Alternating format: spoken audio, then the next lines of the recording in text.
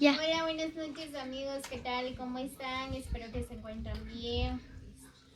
En esta oportunidad les mando muchos saludos, pues gracias a los amigos que están pendientes de mis videos.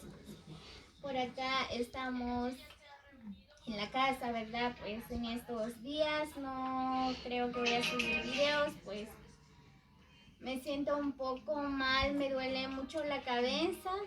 Espero en Dios que me vaya a sentir bien estos días. Pues por acá mi compañera Isabela también se encuentra muy mal de la salud, ¿verdad? Como pueden ver, no estamos bromeando. Miren, está, pues ella está tomando estas medicinas.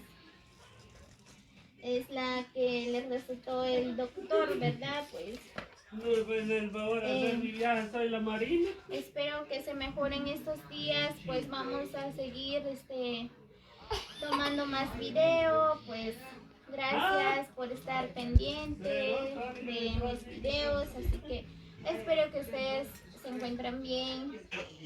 Bueno, buenas noches amigos, pues todos lo que hablo de mis compañeras del video, pues creo que hay unos nuestros amigos que sí ha platicado, ha preguntado, ha comentado que yo ya no he presentado por la enfermedad que estoy, pero pronto vamos a sacar más video y vamos a seguir más adelante con este video.